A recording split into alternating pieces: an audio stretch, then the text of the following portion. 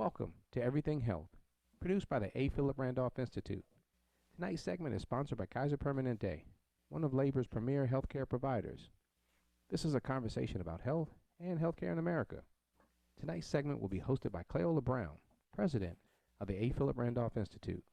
So sit back and enjoy as together we explore everything health. And at any time during the conversation, you may post a question by using the Q&A feature located at the bottom of the Zoom application. And your question may be featured during our Q&A segment later in the show. Once again, thank you for joining us this evening as we start the show.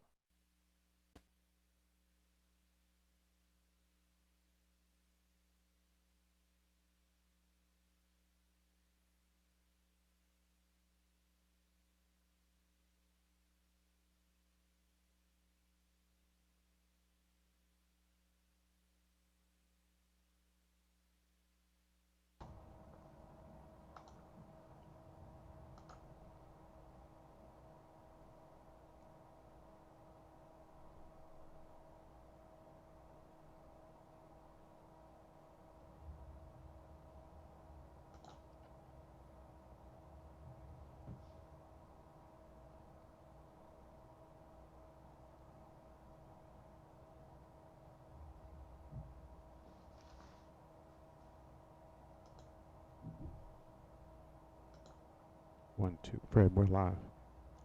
Okay. I lost my photo. Start your camera.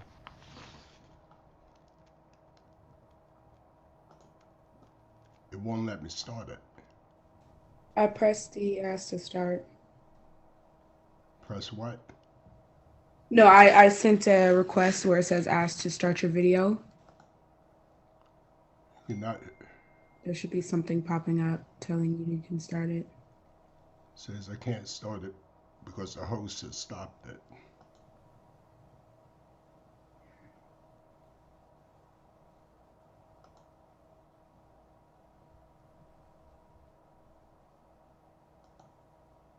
Dad, you're the host. Okay, go ahead. What's your video? Still okay.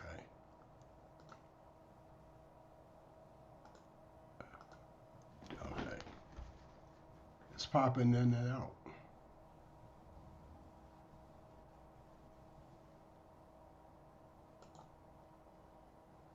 There you go. Just click it one time. Okay. Yep, you're live. Go. Good evening, APRI family and friends. Welcome to another episode, another segment of APRI Everything Health.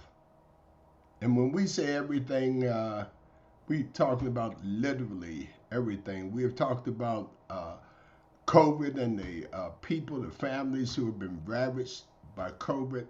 And this is a continuation of what we do at our annual conference, where we always devote a day or a segment of the conference to talking about health. This evening, we're going to be talking about transportation and health. We're going to be talking about the 3, sometimes 4 or more hours a day that working people, particularly urban living people, spend trying to get to and from a job. And there's no better person to talk about that than one who has joined us at our annual conference. Many of you will remember that we had Senator McCray and several other leaders, Marilyn Mosby, Nick Mosby, at our conference in Minnesota.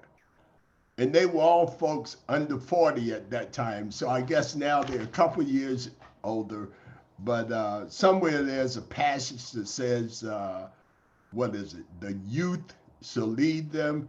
And these are some people that I am proud and honored to follow. Thank you so much, Senator McCray. And when I had the opportunity to introduce them in Minnesota, I said that in addition to being good people, good community organizers, good activists, that they were also playing a major part in making decisions about tens of billions of dollars of budget money for their state. And so, with that, I'm going to get off of my soapbox and turn this over to my friend, my leader, Maryland State Senator Cory McCray. President Mason, just want to say thank you for this opportunity. Want to say to Madam President, who isn't here with us, I also want to say thank you for what you all are doing, just in general for the state of Maryland, but just across the country, especially as we talk around health at this moment. I am going to, Dave, if you want to share the screen or if you want me to, just let me know. There it is.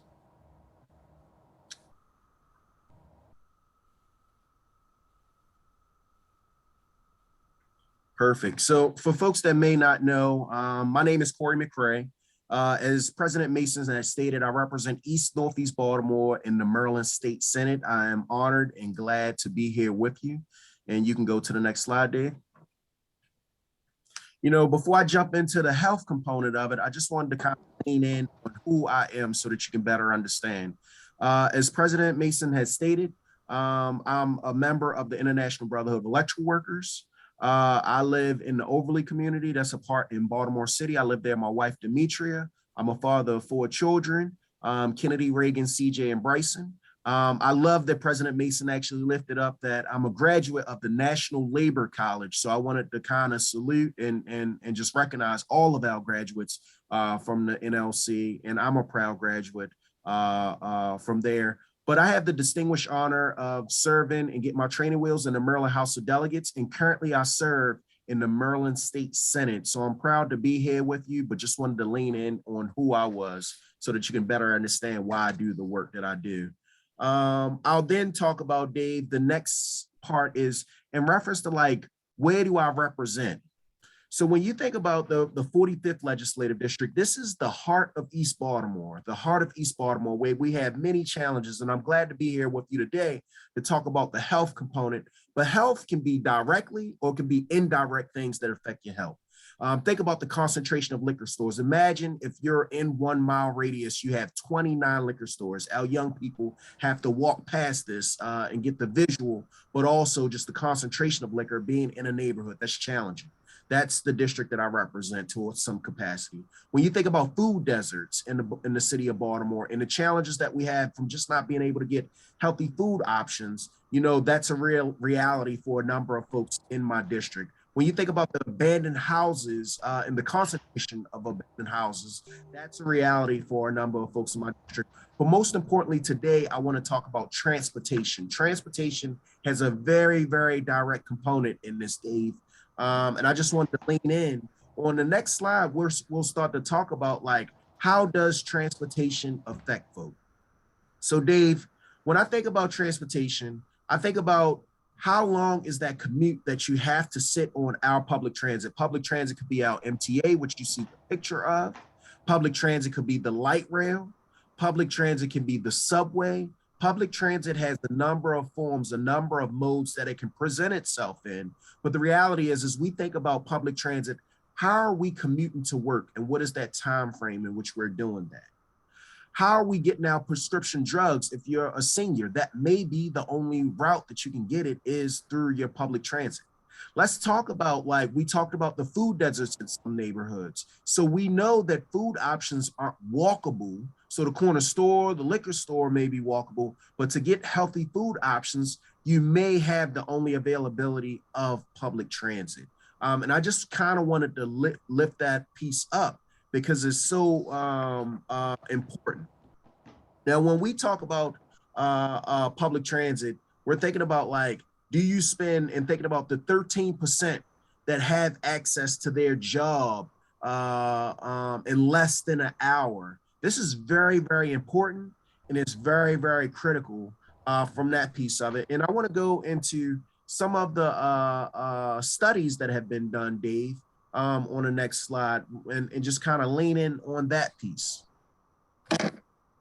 So when you look at Keck Medicine of USC, We think about folks not exercising as much as they're supposed to. We think about from our young people. When we think about from a social standard, President Mason, we think about our young people and we think about like everybody's on the internet. We think about them gaming a lot of times. But when we were coming up, when you were coming up, outside was something that we frequented much more, and we knew that that was a healthier aspect of it because you were moving around, you were getting where you need to be at.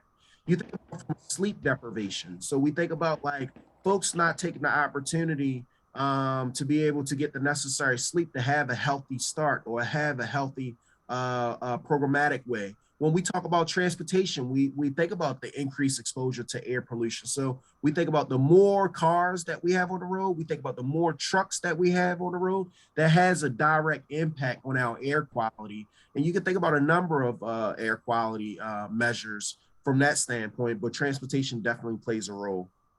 Then I'll lean in on number 5. So let's imagine if you have all of these challenges.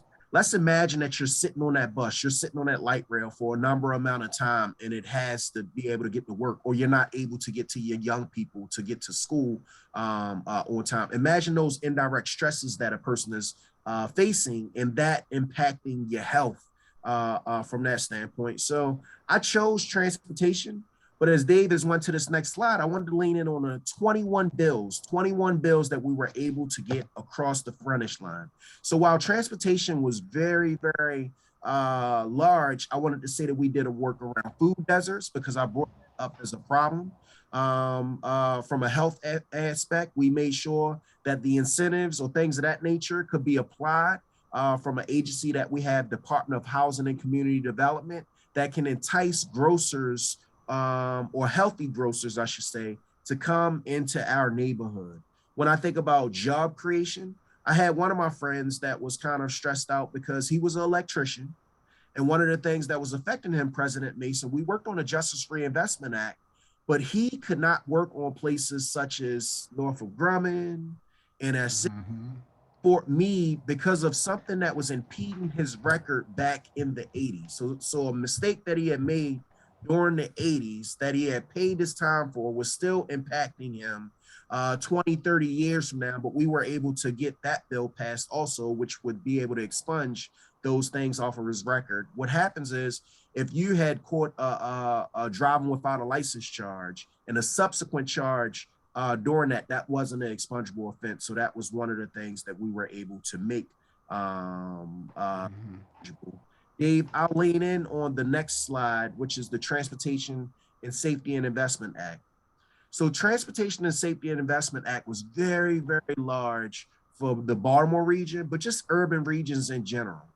We know that with Senate Bill 199, what that was that is where the state of Maryland would be required to fund $2 billion over a 6-year period of our infrastructure for our transit. We know that when our transit breaks down, so when you see the buses breaking down, we know that the light rail has to be safe, but we're neglecting because we can't see it as public, as the public, it wasn't getting the maintenance that it was supposed to be. So I'm very, very proud, and this is probably one of the larger bills that I did this year with Senate Bill 199, because that's a $2 billion injection into the Maryland economy, specifically for our public transit, to make sure that we're doing what we're supposed to do to keep our light rail, our subway, and our bus safe and reliable.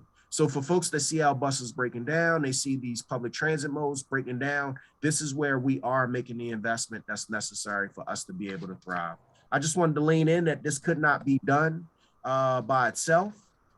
This was actually passed in the Maryland State Senate and the Maryland House of Delegates. The House of Delegates had did it several times, 3 years that had been put forward, but this was the first year that it passed in the Maryland State Senate.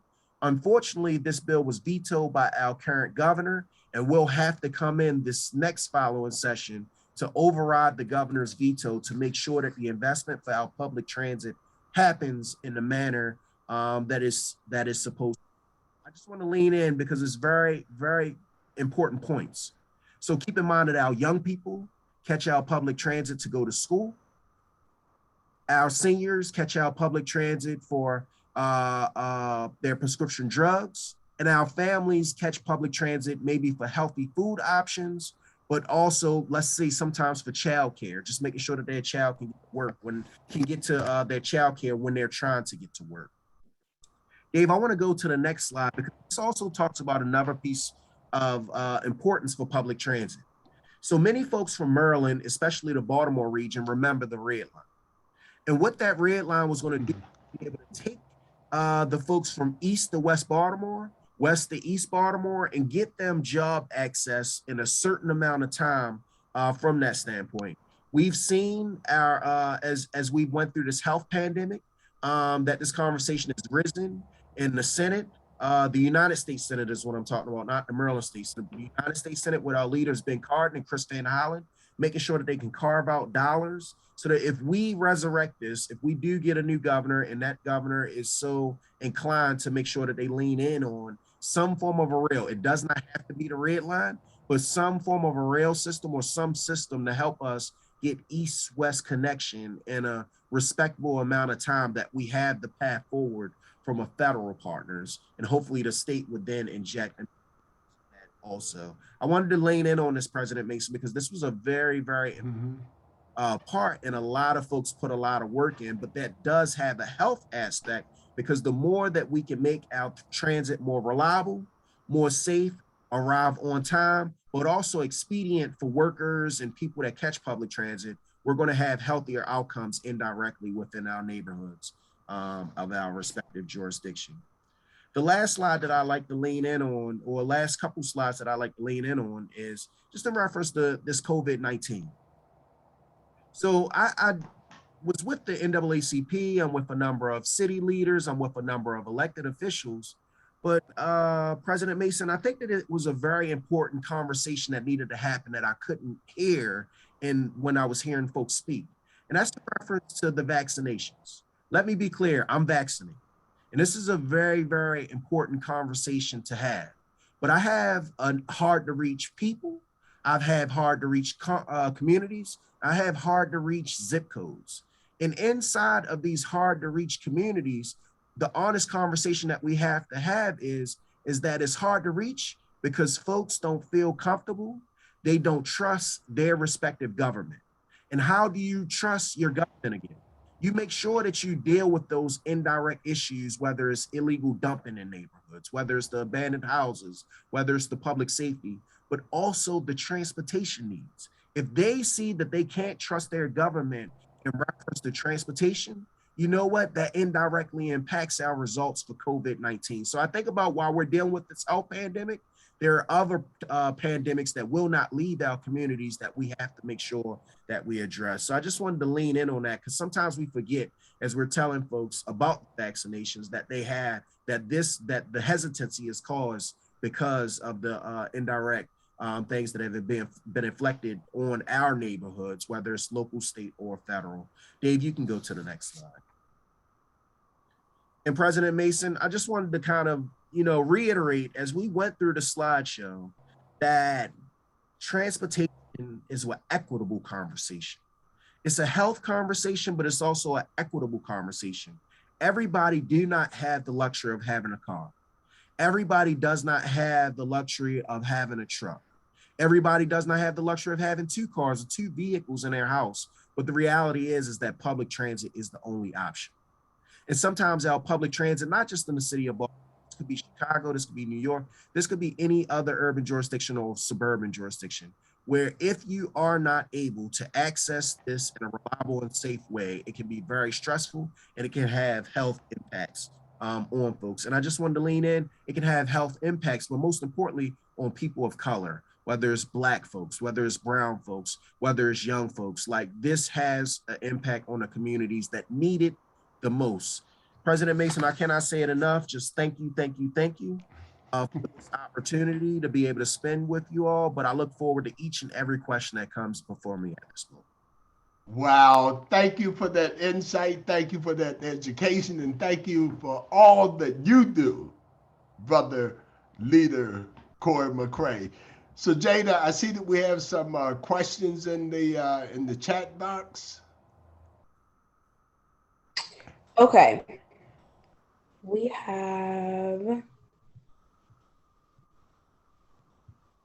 no. Oh, I'm sorry.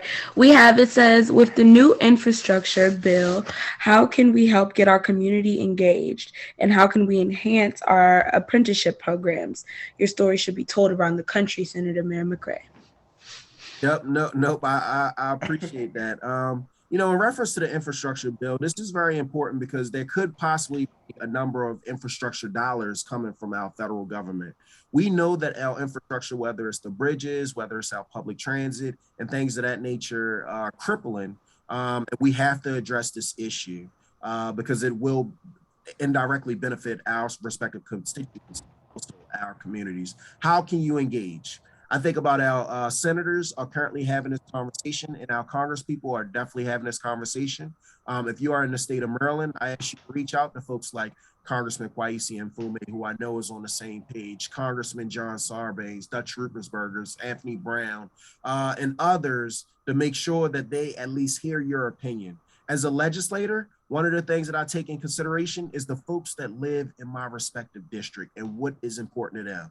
I tell folks that I look at each and every email. I don't have the luxury of answering every phone call, but every email that comes across my desk, I'm taking a look at it. Every letter that comes, I want to hear the positions and how my folks feel about it. I also hear that the conversation around the apprenticeship. I forgot to lean in. I said that I was an electrician out of the International Brotherhood of Electrical Workers, but a very, very important part of that is, like you stated, the apprenticeship piece. I went through a 5-year apprenticeship program and just couldn't believe the opportunity that it presented myself with.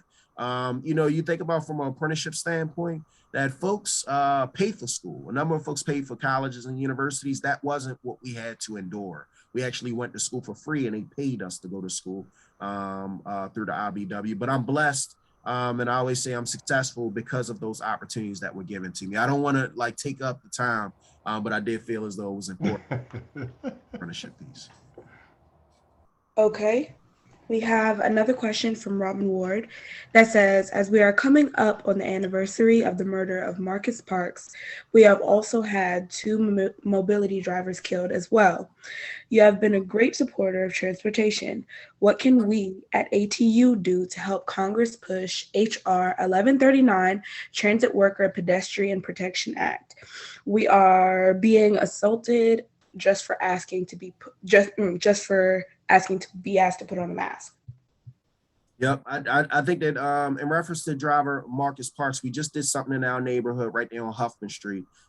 Just not this past weekend, but the weekend before last. And I just wanted to thank you for lifting it up. I want to salute all of our Amalgamated Transit Union folks, no matter whether you're in 689, 1300, where you are, that I just want to thank you because during this pandemic, you all were leaders, you all were moving us and getting us around to the places that we needed to do that. And you put your family in jeopardy so that we can move around safe in the state of Maryland. So I just want to say thank you to my ATU folks out there. But the question is, what can we do to make sure that we move the bill that increases the safety for our transit workers across the state of Maryland? I always say lean in on, and this isn't always an issue that everyone knows. So kind of people know about education, they know about Carowin, but everybody didn't know in reference to that. This bill went before JPR, which is the Judicial Proceedings in the Senate Committee,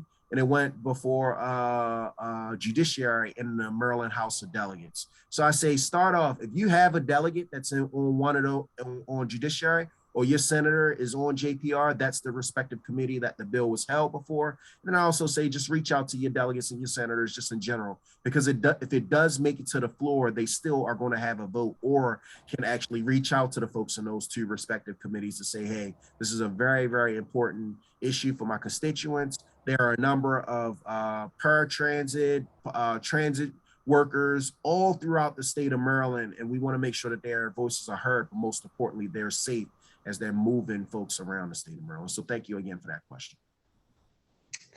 Another question we have here says that Israel Kaysen says, great presentation. I would like to know who has oversight on the speed cameras and why are there so many? That's a great question, That's a great question, Jada. Jada, you on fire today with these questions. So in reference to speed cameras, the speed cameras that you see on the highway, the folks that have oversight of that is MDOT.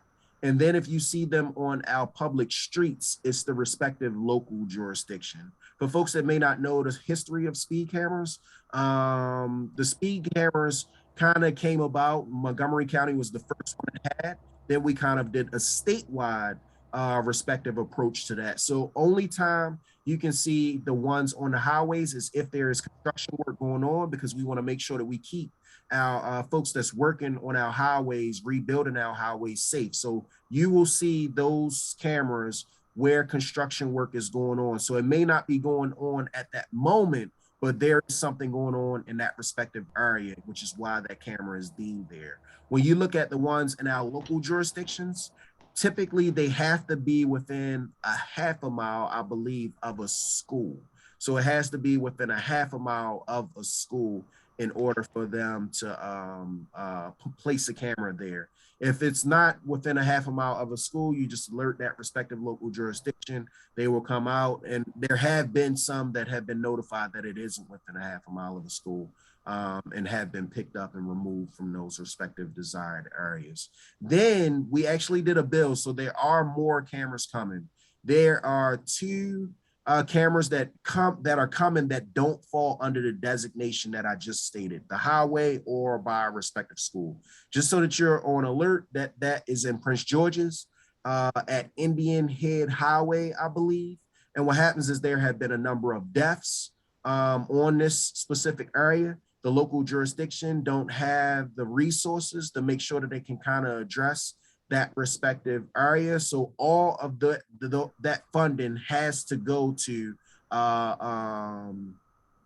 monies on top of already addressing speed on that respective area. They're looking to get a federal grant, but the federal grant has a matching requirement that's necessary. So there are speed cameras on Indian Head Highway because there have been a number of deaths that have happened. The second camera that I'm talking about, and there are only two that fall under the designation outside of highway or schools, and the second one is on I-83. The city of Baltimore is going to have the ability to place cameras there because there also have been a number of accidents, there have been a number of deaths, but the money can only be used for advancing the safety of I-83. There also have to be a number of warning tickets that happen for, I believe, 90 days for that standpoint, to let folks know, because that falls outside of the designation that the state has given of schools and school construction. So that is the full umbrella of speed cameras in the state of Maryland. And that is under the umbrella in which they can be proposed or placed under. The follow-up question to that is, are they installed by union members? That is a great question. I don't know, but I can definitely look at it. I can look into it at least from the MDOT standpoint. I will reach out and find out what company and whether those folks are unionized. And I will reach out to the city of Baltimore because that's my respective district to figure out what company. And I always say, folks know what the National Labor Relations Act says, that every worker has the ability to be organized. So if they aren't organized, I hope that one of our respective local unions will take that in consideration and look at that as a group of folks that could possibly be organized. But I will look into it. That is all the questions that we have right now. I did feel like I was on 21 questions. Oh, I have about 21 questions of my own. Corey, I'm under the impression that the size of the Maryland state budget is about, what, 40-some billion dollars? Little bit more. Oh, higher? 51 billion. 51 billion. Yep. And a lot of that goes for education and healthcare. What portion of that goes for transportation? I would have to dig into what portion, but transportation is a very sizable budget because there are a number of agencies that fall under there. So just so that you know what falls under something like transportation, it's not just our highways, it's not just our public transit, like our airport falls under public transit. Folks forget that our port falls under So it's a significant, sizable part of the budget. And I'm going to dig into that. I should know that one. I'm going to know that one off the top because I chair public safety, transportation, and environment. So I will be getting that information. Okay. And I just wanted to reiterate what you said earlier that about the commute for a lot of people being an hour and a half. So we're talking Mm-hmm. about an hour and a half one way. Mm-hmm. And think about like just the job access with only 13% of the job access being able to be timed in that first it's not incentivized to catch public transit. So if you know that you take an hour and a half being spent on your on public transit, that's just not the direction that you're going to go. But just also think about from a standpoint of the health aspects that come from that. We got jobs in Harford County, whether it's out box stores. Anne Arundel, you have a number of casinos that aren't always accessible. You also have the airport where a number of jobs, and then you have our military bases in Harford County and Anne Arundel County, where folks want to go to work, but don't always have the transit to that type of access. And that's important. And we have a responsibility as a public, as a state, to make sure that we're providing this service. And that's why I was very, very proud of Senate Bill 199, because I think that it should be arriving reliable, but most importantly, safe. The slide that you showed about the red line, now I'm sort of familiar with that and know that the red line was studied, I guess, under about 4 different governors who had pretty much signed off on it, approved it, and these were including a Republican governor, because it would have created tens of thousands of jobs. But one of the things that got highlighted when the current governor counseled the red line, a lot of people thought that it was a racist act, thought that it was racist, that he was punishing Baltimore City residents, is that it would have taken city residents out into the county area. And that there were some people who didn't want a whole lot of folks coming out there from the city. Now, so the red line is going to be hopefully revived, create a whole lot of jobs that pretty sure most of them will be union jobs because part of the fight was making sure that happened, and will be a pretty democratic process because there are a number of community organizations that have weighed in on that. Want to just comment on those 20 things I just said.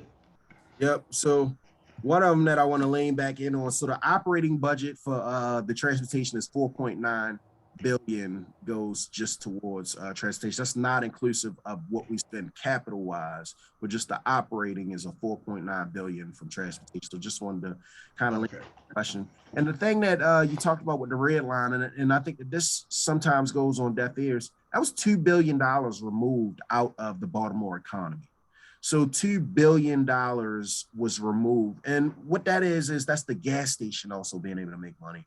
That's the food, the grocery stores that were indirectly going to benefit from that. That's all of these indirect benefits removed from the Baltimore economy. It's not going to come back. Like that didn't come back unless, and that was about 800 million from the feds that were coming in. There's about 600-700 million from the state that was coming in, and then there was a local contribution that was going to be made. So that was very disheartening from that standpoint. But most importantly, how do you get to that east-west connection? As you stated, a number of work. So this wasn't something that was just 3 months, 6 months worth of work.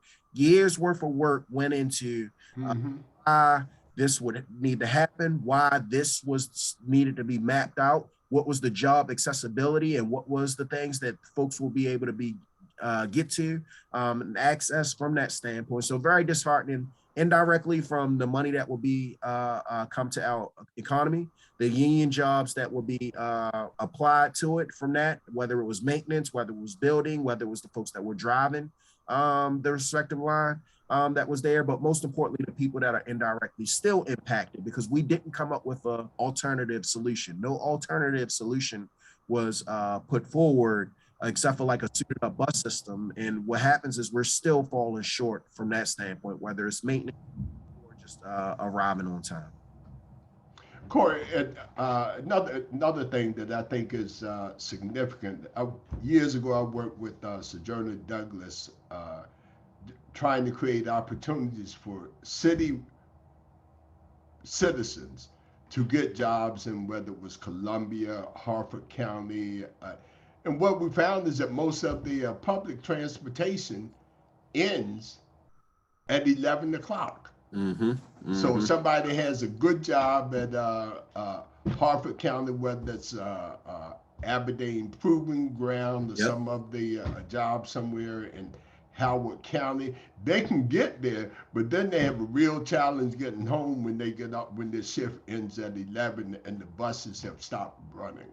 Now, you're absolutely right. What we've tried to do in situations like that is work with larger employers and try to create like shuttle systems. So we incentivize them to create shuttle systems to be able to get them to the public transit that may still be accessible at that time. We've also tried to look at how we can partner with a number of shuttles that already exist. So you keep in mind, a lot of our college campuses and things of that nature already have this shuttle service and things of that nature.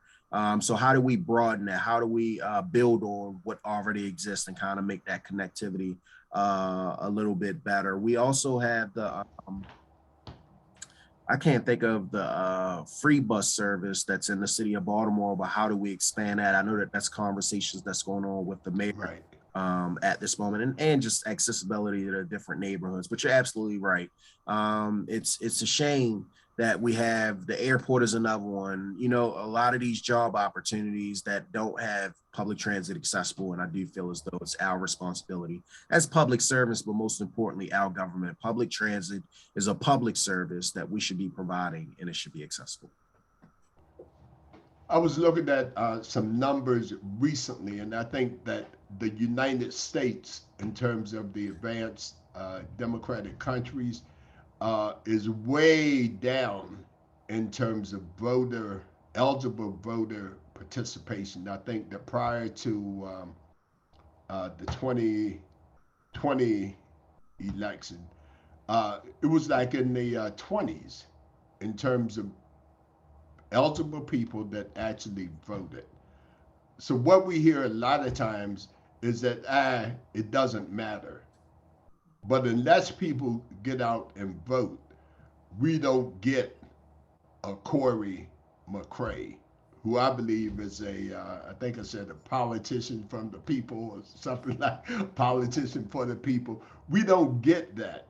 And when we don't vote, we get somebody in the office who will eliminate tens of thousands of jobs that have been studied and approved over almost a 15-year period. When you talk about what was it, 20 billion, what billions of dollars? 2 billion, yep. $2 billion worth of work that didn't come to Baltimore simply because the person that won eliminated, wiped out almost 15 years of work.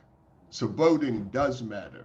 Absolutely. You know, I always tell folks, and I'm not afraid to say it, like I've known my wife, Demetria, since we were 17. I can remember when Demetria graduated from high school, she immediately went to vote and understood the importance of it. And I didn't get it till I was about 25 or 26.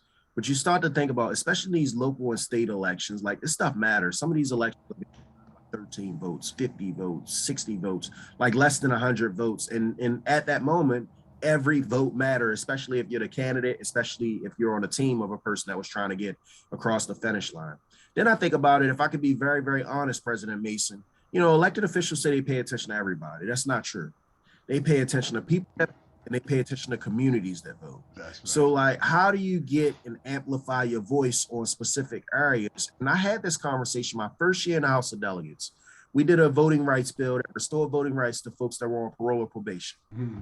40,000 people across the state of Maryland that was impacted by this. And in 2016, that was their first opportunity to be able to vote if you were on parole or probation. But I looked at the disparities and I said, imagine and take a district a zip code that I represent. And you think about 21223. That's pretty much Bel Air, Edison, and everything down the hill. There were 937 people on parole or probation just in that one zip code. And then you take a zip code in the same city, 21210. It's the north part of Baltimore City. You know how many people were on parole and probation in that entire zip code? 10. Whoa. These types of disparities, and you think about why the resources are coming to certain neighborhoods versus the others, that's because those African-American women that faithfully went out there to vote, that's from East Baltimore and Oliver, Berea, South Clifton Park, Darley Park, they were indirectly impacted by the people living right next door to them, carrying issues that could not vote. And this is challenging. I'm glad that we did that, but I tell folks, especially in these local and state elections, that every vote do matter, and we need to be figuring out how we can enfranchise the vote, not disenfranchise the vote. One of the bills that we worked on this year, we built on House Bill 940 from 2015, a bill that we did this year. This is the first time that inside of our pre-trial centers that they're going to have ballot boxes. So you know how we had them across the city, across the state, you had these places where you can drop your ballot in to vote. We don't need the correctional officers or folks to kind of intermingle with folks that have not been convicted of a crime, do not have a felony, still have the right to vote. They should be able to do the same. We're there. They may be there because they couldn't pay their bail. They may be there because they didn't have the $100 or the $300 to be able to come home and participate in the same actions. But in the city of Baltimore, we're going to be the catalyst for this upcoming election. We're going to be the first pre-trial Baltimore City Correction Center. We're going to have a ballot box at that facility. And I'm very proud to be the primary sponsor on that bill, but most importantly, to be able to do that in the legislature, because that's enfranchising, not disenfranchising. That's what I'm talking about.